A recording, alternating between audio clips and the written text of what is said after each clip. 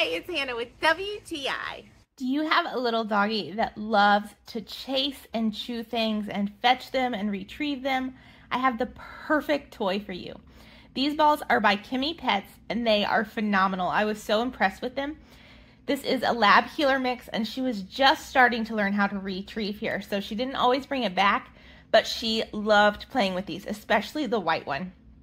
She would chase it, attack it, race around the yard, attack it again, and every once in a while I could even get her to bring it back to me so I could throw it again, but she was so entertained by these things.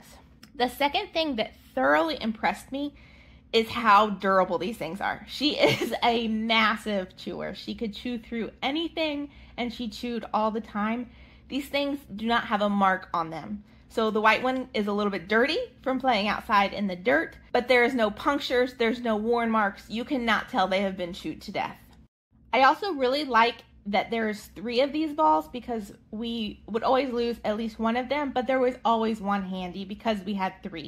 I also like that the white one is a different shape. It's really fun for her to play with. Because of the different shape of it, it kind of would bounce around. I was thoroughly impressed by these things, and I think you and your little doggy will too. And that's my point of view.